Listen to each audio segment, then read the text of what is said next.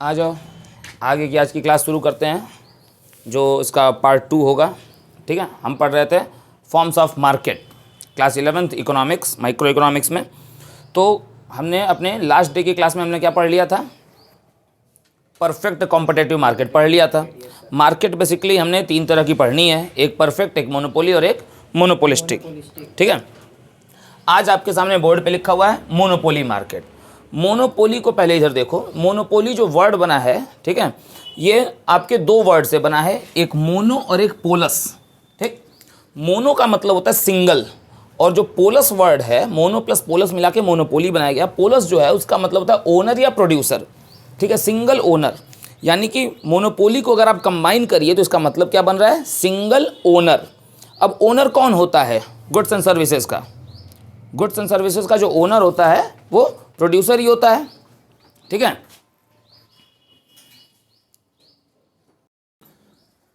तो मोनो और पोलस का जो मतलब है वो है सिंगल ओनर, यानी कि सिंगल प्रोड्यूसर। ओनर जो होगा गुड्स एंड सर्विसेज का, उसको प्रोड्यूसर ही कहते हैं। तो मोनोपोली मार्केट में क्या है? ये यहाँ पे फीचर्स है, जो इसकी मीनिंग है वही उसका फीचर है, जो इसका फीचर है वही इसकी मीनिंग है, दोनों एक दूसरे से मिले हुए हैं। ठीक, अब देखो यहाँ पे सेलर क्या होना है, प्रोड्यूसर क्या होना है? यहाँ पे सिंगल होना है। तो बायर्स तो देखो, मार्केट कोई भी हो, खरीदने वालों की संख्या तो हमेशा बहुत ज़्यादा होती है, लार्ज होती है, मगर आपका सेलर या प्रोड्यूसर क्या होता है? सिंगल होता है, एक होता है। ठीक, यानी कि एक ऐसी मार्केट जहाँ पे ढेर सारे प्रोड्यूसर ना हो उस पर्टिकुलर गुड्स को बनाने के लिए। ठीक है, जहाँ पे उस पर्टिकुलर कमोडिटी को, उस पर्टिकुलर गुड को बनाने के लिए सिर्फ एक ही प्रोड्यूसर हो, सिर्फ एक ही, सिंगल एक प्रोड्यूसर हो। ठीक, यानी कि आप जो सामान बना रहे हैं उस सामान का कोई भी क्लोज सब्सटीट्यूट ना हो। ठीक, जो चीज़ मैं प्रोड्यूस कर रहा हूँ उस तरह की कमोडिटी का मार्केट में कोई दूसरा सब्सटीट्यूट, क्लोज सब्सटीट्यूट हो ही ना।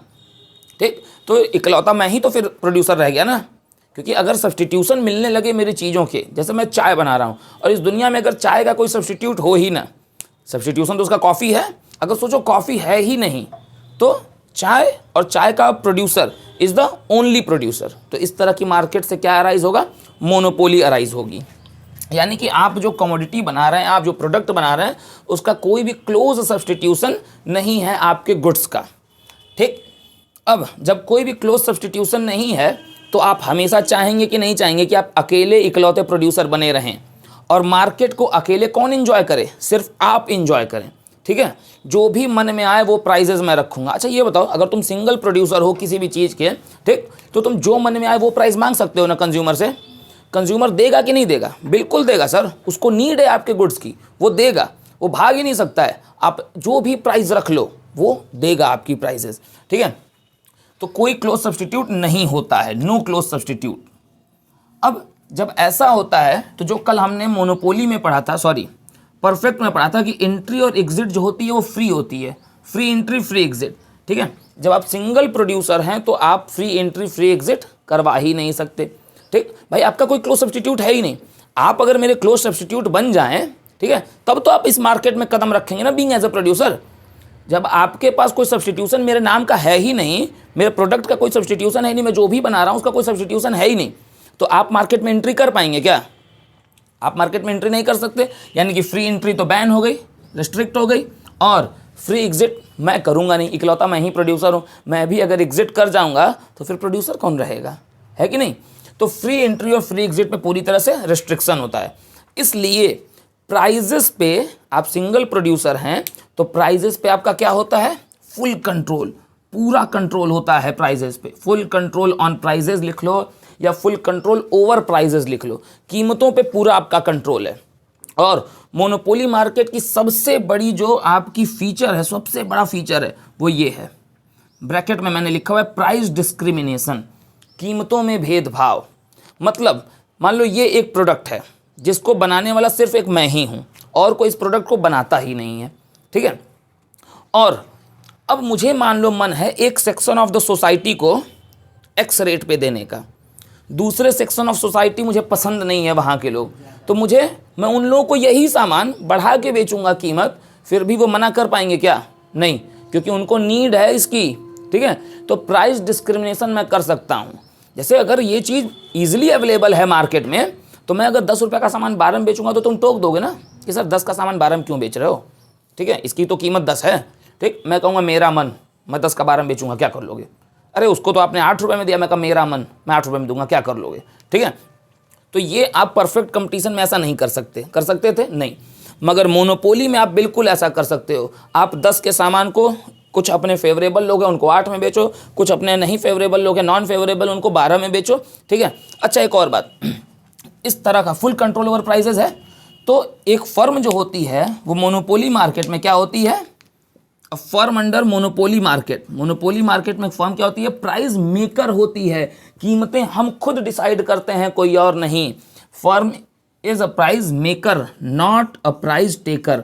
हम मार्केट्स में जो कीमत डिसाइड होगी वो हम नहीं अडॉप्ट करेंगे, हम जो कीमत बनाएंगे उसे मार्केट को अडॉप्ट करना पड़ेगा, यानी हमसे मार्केट है, मार्केट से हम नहीं हैं, ठीक है।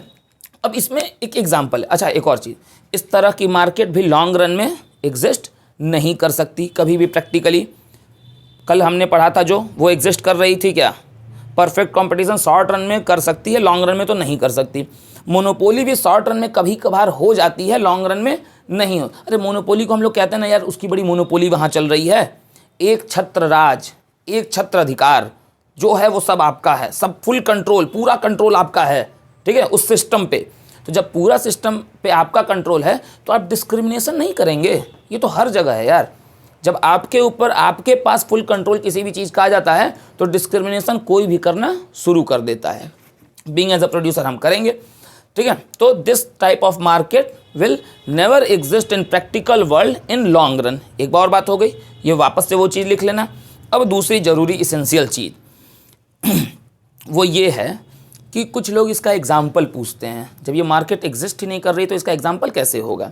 अच्छा, फिर भी कुछ लोग दावा कर देते हैं कि इसका सबसे बड़ा एग्जाम्पल आप ले सकते हो इंडिया में इंडियन रेलवे को, ठीक है, इंडियन रेलवे को आप इसका एग्जाम्पल ले सकते हो, या इंडियन पोस्ट, ठीक है, इंडियन पोस्ट को, ठीक है, आप मोनोपोली में इसका सबसे बड़ा एग्जाम्पल ले सकते हो।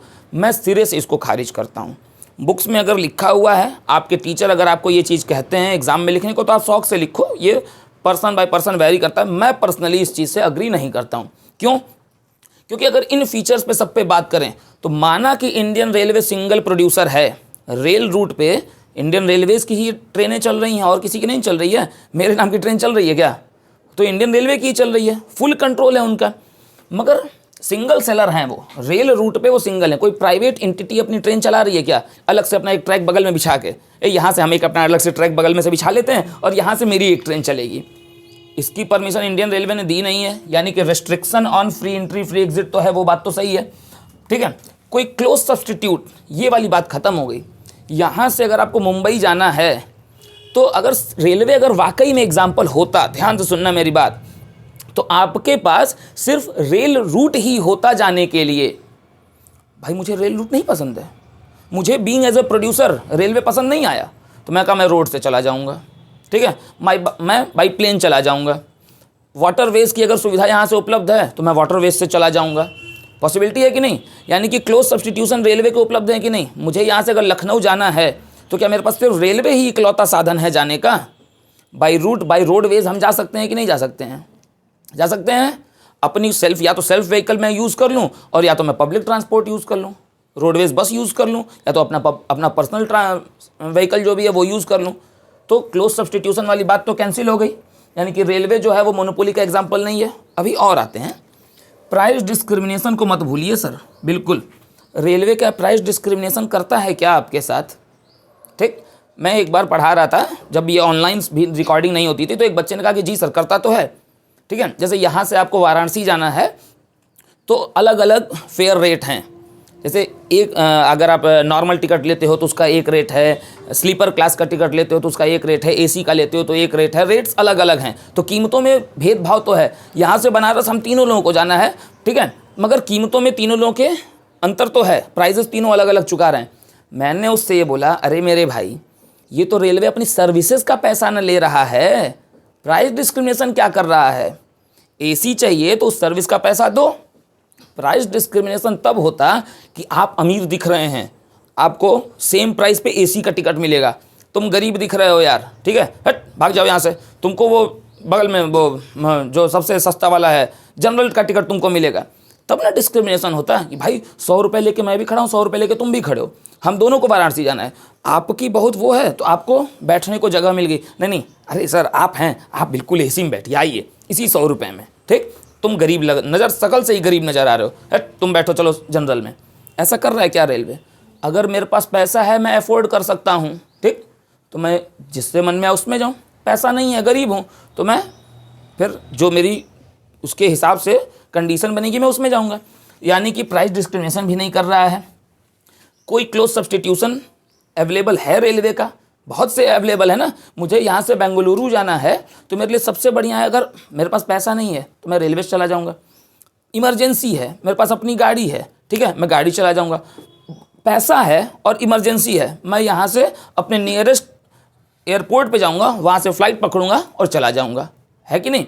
यानी कि सिर्फ रेलवे के ही भरोसे हम टिके हुए हैं क्या? नहीं ना। तो रेलवे एग्जाम्पल हो ही नहीं सकता है, ठीक। और प्राइजेस जो है, और दूसरी कि यहाँ पे जो फर्म होती है वो हमेशा सुपर प्रॉफिट कमाती है। नॉर्मल, अच्छा सिंगल प्रोड्यूसर हो के भी तुम नॉर्मल प्रॉफिट कमाना चाहोगे क्या?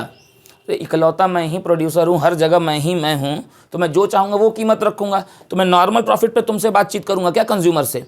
मैं तो सुपर प्रॉफिट कमाऊँगा। आप ये बताइए कि अच्छा इस तरह के मार्केट में प्रोड्यूसर्स का मोटो भी यही होता है, मैक्सिमम टू मैक्सिमम प्रॉफिट कमाना, ज़्यादा से ज़्यादा प्रॉफिट अर्न कर लेना। रेलवे प्रॉफिट के लिए काम करती है कि वेलफेयर के लिए करती है? वेलफेयर के लिए रेलवे चल रही है। पब्लिक ट्रांसपोर्ट जो रेलवे का है वो तो वेलफेयर के लिए है। गैरेज में वो प्रॉफिट कमा ले, जो मालगाड़ी चलती है उसमें वो प्रॉफिट कमा ले। यहाँ तो उनका मेन मोटिव क्या होता है? वेलफेयर ही ना होता है। हाँ, गवर्नमेंट का तो मोटिव क्लियर है एकदम, ठीक है। तो रेलवे कभी इसका एग्जाम्पल हो ही नहीं सकता, ठीक है। तो ये मोनोपोली मार्केट है, ये बात क्लियर हो गई, समझ में आ गई? इसको नोट करो, आगे बढ़ेंगे मोनोपोलिस्टिक पे। नहीं यार, हर चीज़ पूरी नहीं बोली जाती है, इधर देखो। अच्छा, मोनोपोली मार्केट जो है वो शॉर्ट रन में अराइज हो सकती है, ये हमने बातचीत अभी की थी। लॉन्ग रन में तो पॉसिबल नहीं है। शॉर्ट रन में मोनोपोली मार्केट भी सिंगल प्रोड्यूसर से नहीं अराइज होनी है। पहली बात, मान लो कि 2-3 प्रोड्यूसर हैं किसी चीज़ के और वो आपस में सब मिल गए, ठीक है। मान लो 4 प्रोड्यूसर हैं, 3 आपस में मिल गए उस चौथे को हराने के लिए। अब ये तीनों आपस में मिल गए तो मेजर मार्केट कैप्चर ये तीनों कर लिए, तो मोनोपोली अराइज हो सकती है कुछ समय के लिए। तो मोनोपोली मार्केट जो शॉर्ट रन में अराइज होगी उसकी वजहें क्या हैं, वो यहाँ बोर्ड पे हैं। सबसे पहला सर, गवर्नमेंट की कोई ऐसी पॉलिसी आ जाए। अब गवर्नमेंट की पॉलिसी किस चीज़ के लिए आ सकती है? लाइसेंसिंग के लिए। गवर्नमेंट ने बोला कि ये फलां चीज़ बननी चाहिए, ठीक है, फलां चीज़ कंपलसरी हो जाएगी नेक्स्ट ईयर से, ठीक। चलो जैसे मास्क मान लो, मास्क हमेशा आपको पहनना है, ठीक है, you have to wear mask हमेशा। और मास्क बनने का जो स्टैंडर्ड है वो ये स्टैंडर्ड है, और इस स्टैंडर्ड को, अब ये स्टैंडर्ड जो कंपनी नहीं बनाएगी उसके मास्क वैलिड नहीं माने जाएंगे।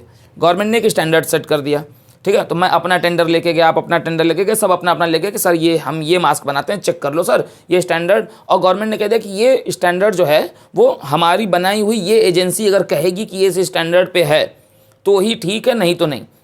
हम 10-15 प्रोड्यूसर थे, हम सब पहुँचे वहाँ पर अपना अपना मास्क लेके स्टैंडर्ड क्वालिटी चेक कराने। 9 लोगों की क्वालिटी या 8 लोगों की क्वालिटी नहीं मैच की, सिर्फ 1 या 2 प्रोड्यूसर की क्वालिटी मैच की, ठीक है। तो मार्केट से वो 8 या 9 प्रोड्यूसर आउट हो जाएंगे। अब बचेंगे कितने? 1 या 2 प्रोड्यूसर बचेंगे, ठीक। तो अब वो 1 या 2 प्रोड्यूसर रह गए तो मोनोपोली नहीं क्रिएट हो गई।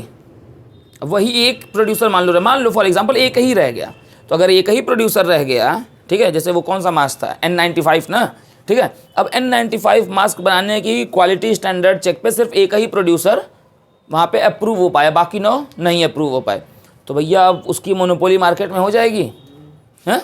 वो जैसे चाहेगा वैसे वहाँ पे राज करेगा। अब मान लो वो कंपनी यूपी की है, ठीक है, तो बाबा जी का आदेश है तो यूपी वालों को कम रेट पे देना है। और यूपी का, अब यूपी में मान लो कि जो भी रूलिंग पार्टी है तो उसने ये हुआ कि ये रूलिंग पार्टी जिन जिन स्टेट्स में है उन स्टेट वालों को हम इस रेट पे देंगे, और जहाँ पे ये एंटी रूलिंग पार्टी है गवर्नमेंट की पॉलिसी वहाँ पे हम डबल रेट पे देंगे। तो क्या कर लोगे भाई, कुछ कर लोगे क्या? ठीक, तो गवर्नमेंट पॉलिसी से शॉर्ट रन के लिए आपकी मोनोपोली राइज हो सकती है। दूसरा, पेटेंट राइट आपने करा लिया, कोई आपने ऐसी चीज़ बनाई जो बिल्कुल यूनिक बनाई और उस यूनिक चीज़ का पेटेंट राइट आपने करा लिया कि ये चीज़ सिर्फ हम ही बनाएंगे, ठीक, बाकी कोई बनाएगा तो हम उसके ऊपर केस कर देंगे। जाहिर सी बात है ना, आप पेटेंट राइट ले लोगे तो आप केस कर भी दोगे, ऐसा नहीं है कि आप नहीं करोगे, आप कर दोगे केस, ठीक है। तो आपने किसी यूनिक चीज़ का पेटेंट राइट ले लिया, अब वो चीज़ अगले 10 साल 15 साल तक आप बनाओगे। आपने गवर्नमेंट, आप गए सरकार के पास, आपने कहा कि ये 10 सालों तक ये चीज़ मैं ही बनाऊँगा, इसका अधिकार मुझे दीजिए, क्योंकि ये चीज़ मैंने ही बनाई है, इसको इन्वेंट मैंने ही किया है। जैसे टेलीफोन का inventor all over life time हमेशा किसको बोला जाएगा? टेलीफोन कोई भी बनाए, इन्वेंटर ऑफ द टेलीफोन हमेशा किसको कहा जाएगा? ग्राहम बेल को, ठीक है। तो आपने उस चीज़ को बनाने का पेटेंट राइट ले लिया, तो आपके पास जितने समय तक उसका पेटेंट रहेगा उतने समय तक मोनोपोली आपकी अकेले रहेगी मार्केट में, ठीक। कार्टेल, कार्टेल मतलब वही मैं जो अभी बता रहा था सबसे पहले, कि 3-4 बड़ी फर्में मिलके इकट्ठा हो जाएं और वो यूनियन अपना क्रिएट कर लें। अब वो 3-4 लोग अपना यूनियन क्रिएट कर लिए तो पूरी मार्केट पे उन्हीं 3-4 लोगों का राज होगा, ठीक। इसका सबसे बेस्ट एग्जांपल मैं बता रहा हूँ, जब 4G लॉन्च हुआ था तो सबसे पहले इंडिया में 4G किस कंपनी ने लॉन्च किया था? जियो ने, ठीक है। अब जियो लॉन्च किया तो भैया अंबानी ने सबको लाइन लगवा दी, सबको लाइन लगवा दी, फ्री में सिम बट रहा है, खरीद लो, ठीक है। लोग रात रात भर लाइन लगा के सिम खरीदे। अब जियो के लॉन्च होने, अच्छा जियो के आने के पहले जब 3G चलता था और तब रिलायंस नहीं था, तब क्योंकि जियो शुरुआती 4G से किया है, वो 2G 3G फिर 4G नहीं आया है, वो शुरुआती उसने 4G से की है। तो उसके पहले 3-4 बड़ी कंपनियां थीं, ठीक, जिनके मैं बता रहा हूँ रेट, टैरिफ रेट इतने हाई थे कि हालत ख़राब थी मार्केट में। टैरिफ रेट कितने हाई थे मैं तुमको बता रहा हूँ, आइडिया था, वोडाफोन था और एयरटेल था, ये 3 थे, ये 3 बड़ी कंपनियाँ थीं। 3G में 351 रुपये, 351 में 1 GB डेटा 1 महीने के लिए मिलता था, ठीक है। और आपका अगर 3G फ़ोन है, स्मार्टफोन्स तब आ चुके थे लगभग सबके हाथों में, ठीक। तो हम प्लान बना के नेट ऑन करते थे, हम प्लान बना के हम व्हाट्सएप 5 मिनट के लिए चलाते थे। एक दिन अगर आज व्हाट्सएप ऑन किए चलाए 5 मिनट तो पता चला कि 150 MB ख़त्म हो गया, क्योंकि उस बार बैलेंस वापस आता था ना, उस बार मैसेज आता था बैलेंस का कि 150 MB ख़त्म हो गया, ठीक है। हमने क्रोम हम प्लान करके खोलते थे, 50 MB ख़त्म हो गया, ठीक। आज आपको एक दिन में 2 GB 1.5 GB टैरिफ के हिसाब से डेटा पर डे मिल रहा है। ये रिवॉल्यूशन किसके बाद हुआ? 4G आने के बाद। 4G कौन ले आया है? प्राइवेट कंपनी ही लाई है, जियो ही लाई है, ठीक है। तो जब 4G आया तो 4G के 2-3 महीने बाद जियो ने ट्राई, जो telephone regulatory authority of India है, उसमें जियो ने क्लेम किया कि जियो टू जियो कॉल्स तो तुरंत मिल जाती थी, ठीक। अगर तुम लोगों को भी याद होगा तो, तुम लोगों को नहीं याद है तो मुझे तो मालूम है, ठीक है। जियो टू जियो कॉल्स तुरंत मिल जाती थी और Jio to other, Jio to BSNL भी मिल जा रहा है, गवर्नमेंट कंपनी है जो BSNL, मगर जियो टू आइडिया मिलाओ, जियो टू एयरटेल मिलाओ, जियो टू वोडाफोन मिलाओ, कॉल कहीं ना कहीं कनेक्ट हो जाएगा। तुमने मिलाया है किसी रमेश को, कॉल मिल गया है रवीना को, ठीक है। अब तुम कह लड़की की आवाज़ आ रही है, ठीक। जैसे मान लो कि इसने फ़ोन मिलाया किसी को और आवाज़ आ गई लड़के की, तो ये डर गया, अरे लग रहा है उसके पापा फ़ोन उठा लिए हैं, ठीक है। तो कार्टेल बन गया। तो ऐसा हुआ है और ऐसा 3-4 महीने लगातार चला है, कॉल इधर के उधर इंटरकनेक्ट हुई हैं। तो जियो ने ट्राई में शिकायत की कि ये जो 2 कंपनियां हैं एयरटेल और वोडाफोन, ये कार्टेल क्रिएट कर रही हैं, और इससे जियो की फिर मार्केट थोड़े समय के लिए गिरी, ठीक है। तो ट्राई ने इस चीज़ को ध्यान दिया कर, हाँ यार ये क्या किया भाई, इनका अपना सर्वर है, ये उस तरह से कर लिया, भैया जियो से भी फ़ोन आएगा उसको ज़बरदस्ती गड़बड़ा दो, जियो से एयरटेल के नंबर पे फ़ोन आ रहा है ना, गड़बड़ कर दो, ठीक, ताकि लोग जियो से भागें। जियो से लोग कहाँ आए? एयरटेल का 4G खरीदें, दूसरों का 4G खरीदें। अब जियो तो फ्री में दे रहा था, तो बड़ी कंपनियों को धक्का लग रहा था, तकलीफ पहुँच रही थी इन लोगों को, ठीक है। तो भैया इन लोगों को तकलीफ पहुँच रही थी तो ये लोग क्या करें, मार्केट में रहना है ना, ठीक। तो जैसे तो मार्केट में रहने के लिए इन्होंने कार्टेल क्रिएट किया, जियो ने उस पर क्लेम किया, ठीक। क्लेम करने के बाद अब सारी स्थिति नॉर्मल है। अब आप जियो से कहीं भी फ़ोन मिलाओ, एयरटेल से किसी के भी ऊपर फ़ोन मिलाओ, हर जगह एक दूसरे से कनेक्ट हो जाता है, ठीक। Control on factors of production, अगला रीज़न, ठीक। आप factors of production he basically labours पे आपका कंट्रोल हो। मैं लेबर यूनियन का हेड हूँ और आज हम लोग कर दिए स्ट्राइक, या हमने मांग बदल दी, हमने कहा कि हर लेबर को एक कार मिलनी चाहिए आने के लिए, कार नहीं मिलेगी तो कल से लेबर ये सामान नहीं बनाएगा, फैक्ट्री बंद, ठीक, हो जाएगी फैक्ट्री बंद, ठीक है। या मान लो कि आप प्रोड्यूसर हो दवाइयों के, ठीक, और मैं आपका सप्लायर हूँ, आपसे मेरी हो गई लड़ाई, आपसे मेरी लड़ाई हो गई, और आपकी सप्लाई आप सिर्फ प्रोड्यूस करते हो और आपकी सप्लाई मैं मैनेज करता हूँ, ठीक है। आपके दवाइयाँ यहाँ यहाँ यहाँ यहाँ मैं मैनेज करवाता हूँ।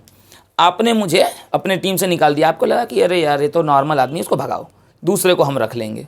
मैंने क्या किया कि आपकी दवाइयाँ जहाँ जहाँ जहाँ जहाँ बिकती थी मैंने हर जगह रोक लगा दी, ठीक। अब आपकी दवाइयाँ तो बन के पड़ी हुई हैं फैक्ट्री में, बिक नहीं रही है, आप बर्बाद हो जाओगे, हैं। क्योंकि फैक्टर्स ऑफ प्रोडक्शन पे मेरा कंट्रोल, आपकी सेल पे, आपकी सप्लाई पे मेरा कंट्रोल है, ठीक है। तो ऐसे में मोनोपोली, बिजनेस तो आपका है मगर मोनोपोली किसकी है वहाँ पे, मेरी।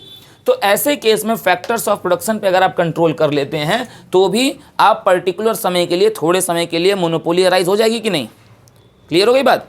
तो ये 4 रीजंस हैं, ठीक है, इसको नोट करो। इसके बाद हम फिर शुरू करेंगे मोनोपोलिस्टिक मार्केट, इकलौती ऐसी मार्केट जो प्रैक्टिकल लाइफ में, प्रैक्टिकल वर्ल्ड में, कॉमन इन जनरल हर जगह चारों तरफ वही एग्जिस्ट करती है, और हम उसको पढ़ेंगे। नोट करो इसको, आ जाओ भाई। मोनोपोलिस्टिक मार्केट ख़त्म करते हैं। सबसे पहला, monopolistic market is the only market जो आपको प्रैक्टिकल वर्ल्ड में क्या होगी, मिलनी है, एग्जिस्ट करनी है, ठीक। क्या है, क्यों है, कैसे है, सब हम बातचीत करेंगे। देखो इधर, इसमें बायर्स भी बहुत ज़्यादा हैं और इसमें सेलर्स भी लार्ज नंबर में हैं। मोनोपोलिस्टिक मार्केट की सबसे बड़ा फीचर क्या है, सेम प्रोडक्ट नहीं होना है, होमोजेनियस नहीं होना है, सिंगल प्रोड्यूसर नहीं होना है, प्रोडक्ट डिफरेंशिएशन, प्रोडक्ट जो होंगे वो क्या होंगे, वैरी करेंगे, ठीक है। जैसे सोप, अगर आप सोप लीजिए तो क्या हर कंपनी एकदम एक ही जैसा साबुन बना रही है, एक ही साबुन बना रही है, सबके shape, size, colour, features, quality, price सब वैरी कर रहे हैं कि नहीं, ठीक। और वैरी करने की वजह से अलग अलग कंपनियों के प्राइसेस क्या हैं, अलग अलग हैं। क्यों, क्योंकि किसी की क्वालिटी अलग है, किसी का नेम फेम अलग है, किसी की डिज़ाइन अलग है, किसी के फीचर्स अलग हैं, ठीक है कि नहीं। टूथपेस्ट वो वाला याद है क्या, आपके टूथपेस्ट में नमक है, वो ऐसे दीवार तोड़ के वो लड़की आती है, वो है, याद है ना, वो टूथपेस्ट में नमक है, ठीक, टूथपेस्ट में दाल चावल है, ठीक है। अलग अलग तरह के टूथपेस्ट ने, एक वो वाला टूथपेस्ट आता है कि आप मुंह से ऐसे भाप ले लोगे तो ज़िंदगी आपकी बहुत ही रंगीन हो जाएगी, हाँ, वो ताज़ा होले वाला, हाँ। और वो दिल उल बनाते हैं सब शीशे में फूंक के वाला है। अपन तो कोलगेट करते हैं, या बाबा रामदेव वाला, हाँ, ठीक है। हाँ, तो अब ये प्रोडक्ट अलग अलग हैं तो आपको सेलिंग कॉस्ट खर्चा करना पड़ेगा, अलग अलग लोगों से एडवर्टीजमेंट कराना पड़ेगा, ठीक। सुंदर सी कोई एक्ट्रेस होगी जो बताएगी उसका डिस्क्रिप्शन कि ये इस प्रोडक्ट से ये आपको फ़ायदे होंगे, ठीक है। तो आपको बताता है ना, मतलब वो आपको ये बता देगा कि सारे अमीर लोग जो हैं वो यही वाला शैम्पू यूज़ करोगे तो बाल तुम्हारा बहुत बढ़िया हो जाएगा। अब पता चले कि वो खुद ही नहीं पता करता है कि नहीं करता है, ठीक। तो सेलिंग कॉस्ट इसमें इंकर्ड है। अब एडवर्टीजमेंट कोई भी एक्टर हो या एक्ट्रेस हो फ्री में तो नहीं कर रही है ना, ठीक। इस तरह के मार्केट में एंट्री और एग्जिट क्या है, फ्री है। भैया तुम अपना प्रोडक्ट ले आओ, बनाओ, अपने हिसाब से बेचो, हम अपना ले आएंगे, अपना बनाएंगे, अपना बेचेंगे। मैं पढ़ा रहा हूँ, मेरी कोचिंग है, मेरे बच्चे हैं, दूसरा भी तो टीचर मुँह में पढ़ा रहा है, ऐसा हो रहा है कि नहीं। तो ये तो प्रोडक्ट सबके अलग अलग है ना, ठीक। भाई जिसको मुझसे पढ़ने का शौक है वो मेरे यहाँ आ रहा है, जिसको किसी और से पढ़ना अच्छा लगता है वो किसी और के यहाँ जा रहा है, कोई दूसरा टीचर जो मुझसे भी बढ़िया पढ़ा रहा है तो उसके यहाँ ज़्यादा बच्चे जा रहे हैं, ये चल रहा है ना। तो freedom of entry exit, product के वैरी करने से ही सारा खेल है। किसी के पास परफेक्ट नॉलेज नहीं है क्योंकि सबके प्रोडक्ट एक जैसे नहीं हैं, ठीक। कोलगेट से क्लोजअप अलग है, तो आपके पास परफेक्ट नॉलेज है क्या कोलगेट और क्लोजअप दोनों की। हम तो सिर्फ प्रेफरेंसेस से चूज़ कर ले रहे हैं ना, या अपनी पसंद से, या हमको क्वालिटी अच्छी आ गई, या क्या आपको आपके दांतों में तेज झंझनाहट है कुछ ठंडा या गर्म खाने से, तो वो सेंसोडाइन यूज़ करिए, हैं। प्रोडक्ट डिफरेंशिएट है, यानी कि परफेक्ट नॉलेज किसी के पास पूरी तरह से है क्या, लैक है, परफेक्ट नॉलेज की कमी है। ऐसा भी नहीं कि कोई नॉलेज नहीं है, नॉलेज है मगर एकदम एग्जैक्ट पूरी नॉलेज किसी के पास नहीं है, बस चल रही हैं चीज़ें due to selling cost, due to marketing, due to advertisement, ठीक है, या ड्यू टू अपनी पसंद, ठीक है, मुझे क्या पसंद है, ठीक। जैसे अपने को पापड़ में लिज्जत पापड़ ज़्यादा पसंद है, ठीक है। A firm under monopolistic market, monopolistic market में जो फर्म होती है वो ना तो प्राइस टेकर होती है, ध्यान से सुनो, ना तो प्राइस टेकर होती है ना तो प्राइस मेकर होती है, उसका पार्शियल कंट्रोल होता है। तुम्हारा प्रोडक्ट जैसा तुम्हारा प्रोडक्ट की प्राइस वैसी, मेरा प्रोडक्ट जैसा मेरे प्रोडक्ट की प्राइस वैसी।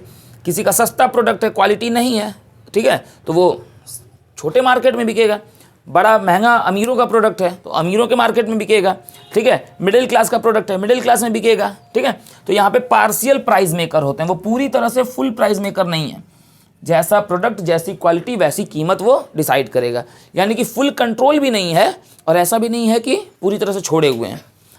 इसको ऐसे लिख लो, partial control over prices, partial control over prices, prices पे हमारा पार्शियल कंट्रोल होता है। और इस तरह की मार्केट में कॉम्पिटिशन, यही मार्केट एग्जैक्टली है जो प्रैक्टिकल वर्ल्ड में एग्जिस्ट करती है। अच्छा, इस तरह की मार्केट में कंपटीशन कैसा है? 2 प्रोड्यूसर्स के बीच में या 10 प्रोड्यूसर्स के बीच में? नॉन प्राइस कंपटीशन, कीमतों को लेकर कंपटीशन नहीं है। देखो, परफेक्ट कंपटीशन में कीमतों को लेकर कोई कंपटीशन था ही नहीं, मोनोपोली में कोई कंपटीटर ही नहीं है। यहाँ पे तो मल्टीपल कंपटीटर हो सकते हैं ना, मगर कंपटीशन फिर भी कीमतों को लेकर नहीं है। अरे तुम महंगा क्यों बेच रहे हो, तुम सस्ता क्यों बेच रहे हो? यहाँ पे कंपटीशन किस चीज़ का है? किसका प्रोडक्ट सबसे ज़्यादा मार्केट में बिक रहा है, मार्केट पे कैप्चर किसका ज़्यादा है, मार्केट सेगमेंट किसके पास सबसे ज़्यादा है।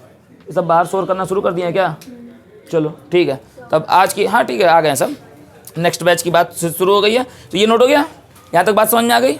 अब देखते हैं आगे, और एक मार्केट ओलिगोपोली बची होगी वो बता के, या ड्यूओपोली बची होगी वो दोनों बता के, और इसका रेवेन्यू के साथ ख़त्म करेंगे, ठीक है। चलो।